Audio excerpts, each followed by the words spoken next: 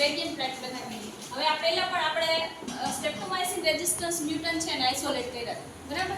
પણ મેથડ છે એ અલગ હતી. કઈ મેથડથી આઇસોલેટ કર્યા હતા?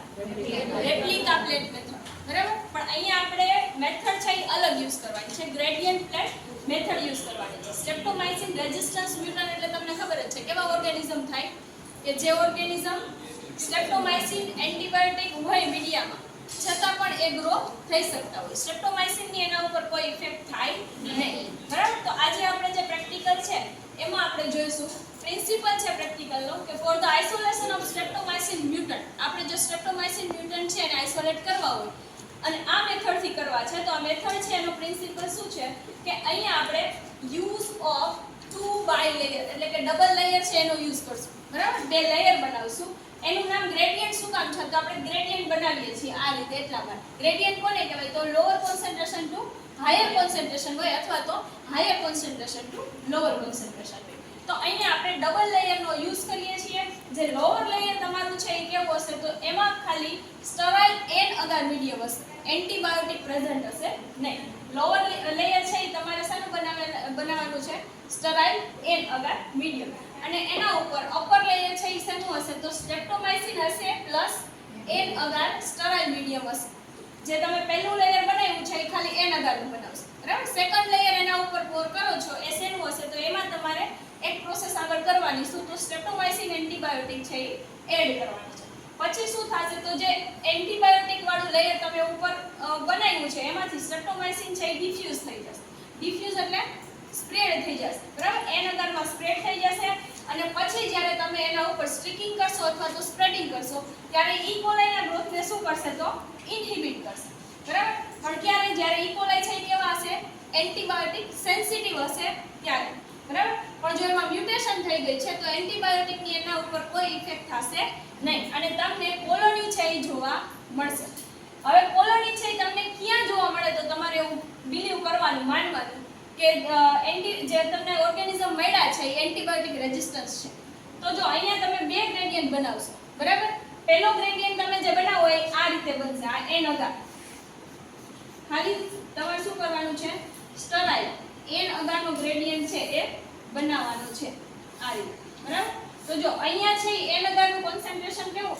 સ્ટ્રેપ્ટોમાઇસિનનું કોન્સન્ટ્રેશન અહીંયા કેવું હશે? તો લોઅર કોન્સન્ટ્રેશન હશે. શું કામ? કારણ કે અહીંયા આપણે એન્ટીબાયોટિક એડ કરી નથી, બરાબર? એના ઉપર આપણે શું એડ કરીએ છીએ? તો સ્ટ્રેપ્ટોમાઇસિન પ્લસ એન અગાર. તો સ્ટ્રેપ્ટોમાઇસિન છે એનું કોન્સન્ટ્રેશન અહીંયા કેવું હશે? હાયર કોન્સન્ટ્રેશન હશે કારણ કે અહીંયા આપણે સ્ટ્રેપ્ટોમાઇસિન છે એ એડ કરીએ છીએ. જો તમને કોલોની છે એ આ ગ્રેડિયન્ટ ઉપર જોવા મળે એટલે કે જ્યાં સ્ટ્રેપ્ટોમાઇસિનનું કોન્સન્ટ્રેશન કેવું હોય? હાયર હોય, વધારે હોય, અહીંયા તમને આ કોલોની જોવા મળે નેક્સ્ટ ડે, તો આપણો પ્રેક્ટિકલ છે એનું કન્ક્લુઝન એવું આવે કે તમે એન્ટીબાયોટિક રેઝિસ્ટન્સ ઓર્ગેનિઝમ છે એ ગ્રો કર્યા છે, બરાબર? સમજાઈ ગયું છે પ્રેક્ટિકલ? રિક્વાયરમેન્ટમાં તમારે શું જોશે? તો એક તો આપણે પહેલા પ્લેટ જોશે, સ્ટરાઇલ પેટ્રી પ્લેટ. એના પછી જોશે તો E coli sensitive culture, streptomycin solution, molten agar cube, બરાબર? આટલું આપણે જોઈશે. પ્રોસિજર છે એમાં તમારે શું કરવાનું છે? તો પહેલા શું કરવાનું? Take a sterile empty petri plate. એક પેટ્રી પ્લેટ તમારે લેવાની છે. એને એક ગ્રેડિયન્ટ બનાવવા માટે શું કરવાનું? ગ્લાસ રોડ સાથે એને એડજસ્ટ કરવાની છે. ગ્લાસ રોડ રાખી અને એને આમ ત્રાસી રાખી દેવાની છે એટલે ગ્રેડિયન્ટ છે એ બની જશે. એના પછી તમારે મોલ્ટન અગાર છે એ પોર કરવાનું છે એટલે ગ્રેડિયન્ટ બની જાય, બરાબર? એને સોલિડિફાઈ થવા દેવાનું છે. તરત તમારે બીજો ગ્રેડિયન્ટ બનાવવાનો નથી કે ગ્લાસ રોડ લઈ લેવાનો નથી. એ સોલિડિફાઈ થઈ જાય પછી તમારે હવે આપણે સેકન્ડ જે છે ગ્રેડિયન્ટ એનો બનાવવાનો છે સ્ટ્રેપ્ટોમાઇસિન પ્લસ એન અગાર, બરાબર? તો મોલ્ટન અગારની ક્યુબ તમારી પાસે હશે જ.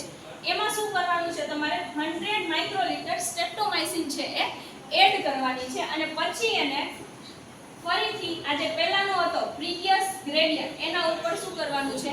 પોર કરવાનું છે. એટલે આખી હવે જે પેટ્રી પ્લેટ બની જશે એ કેવી બની જશે? ફ્લેટ બની જશે, સીધી બની જશે, બરાબર? પાછું એને શું કરવાનું છે? તો સોલિડિફાઈ થવા દેવાનું છે. નેક્સ્ટ આપણે ઈ કોલાઈ છે એના મ્યુટન્ટ જોઈએ છીએ એટલે એના ઉપર તમારે 0.1 ml ઈ કોલાઈનું કલ્ચર છે એ સ્પ્રેડ કરવાનું છે અથવા તો સ્ટ્રીક કરવાનું છે. નેક્સ્ટ ડે પહેલા એને ઇન્ક્યુબેટ કરવાની છે અને નેક્સ્ટ ડે તમારે કોલોની છે એ ઓબ્ઝર્વ કરવાની છે. કોલોની ક્યાં મળે તો તમે એવું કન્ક્લુડ કરી શકો કે જે તે ઓર્ગેનિઝમ છે એ સ્ટ્રેપ્ટોમાઇસિન મ્યુટન્ટ છે, રેઝિસ્ટન્સ છે, ક્યાં કોલોની મળવી જોઈએ? Higher concentration. સ્ટ્રેપ્ટોમાઇસિનનું જ્યાં હાયર કોન્સન્ટ્રેશન હોય ત્યાં કોલોની છે એ તમને ઓબ્ઝર્વ થવી જોઈએ, મળવી જોઈએ. બરાબર, આટલું છે પ્રેક્ટિકલ. પરફોર્મ કરવા માટે તમારે શું લેવાનું છે? પહેલા એક સ્ટરાઇલ પેટ્રી પ્લેટ. આ ગ્લાસ રોડ છે એ શેના માટે લેવાનો છે? ગ્રેડિયન્ટ બનાવવા માટે. જસ્ટ તમારે શું કરવાનું છે? મોલ્ટન અગાર ટ્યુબ લેવાની છે. બરાબર, આમાં 10 ml મીડિયમ છે એ હશે. 10 ml મીડિયમ છે, તમારે પહેલા એને કુલ ડાઉન કરવાનું છે, ડાયરેક્ટલી પોર કરવાનું નથી. 50 ડિગ્રી સેલ્સિયસ ટેમ્પરેચર સુધી એને કુલ ડાઉન કરવાનું છે. 50 ડિગ્રી સેલ્સિયસ સુધી કુલ ડાઉન એટલે એને પછી મેઝર કરવા જવાનું હોય નહીં. તમારે જોઈ લેવાનું કે અહીંયા તમને ગરમ લાગે છે, કારણ કે આ જે સ્કિન છે આપણી બહુ સેન્સિટિવ હોય. બરાબર, તો ત્યાં સુધી તમને એવું થાય કે હવે એપ્રોક્સિમેટલી એટલું હશે, ત્યાં સુધી તમારે એને કુલ ડાઉન કરવાનું છે. અને એસેપ્ટિક કન્ડિશનમાં આ રીતે તમારે સ્ટરાઇલ પેટ્રી પ્લેટમાં એને પોર કરી દેવાનું છે. એટલે આ રીતે સરસ ગ્રેડિયન્ટ છે એ બની જશે. અને આને પછી તમારે સોલિડિફાઈ થવા માટે રાખી દેવાનું છે. અને પછી ગ્રેડિયન્ટ છે એ તમારે નેક્સ્ટ સોલિડિફાઈ થઈ જાય પછી બનાવવાનો છે.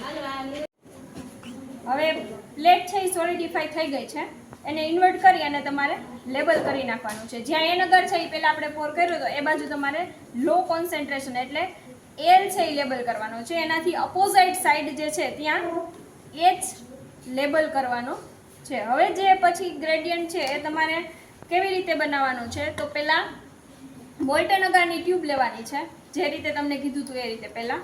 પછી માઇક્રો પાઇપેટથી કેટલી એડ કરવાની કીધી હતી? એન્ટીબાયોટિક 0.100 માઇક્રોલીટર છે એ તમારે એડ કરવાની છે એન્ટીબાયોટિક.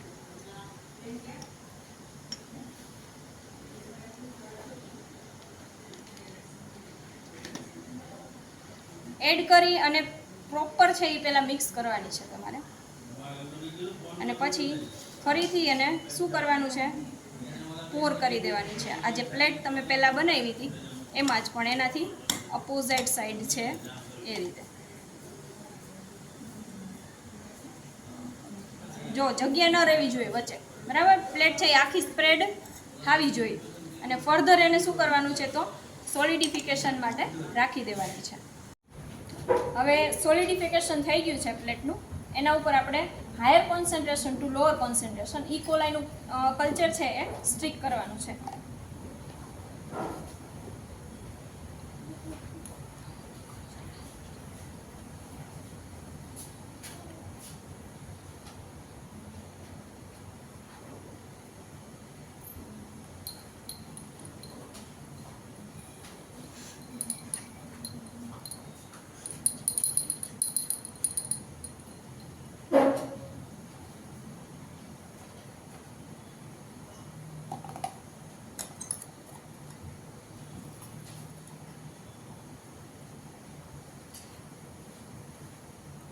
અને આઇસોલેટેડ કોલોની મળે એટલા માટે તમારે વધારે સ્ટ્રોક છે એ મારવાના છે. 2-3 સ્ટ્રોક મારી અને પ્લેટ મૂકી દેવાની નથી. બરાબર, અનકાઉન્ટેબલ સ્ટ્રોક છે એ લાગવા જોઈએ.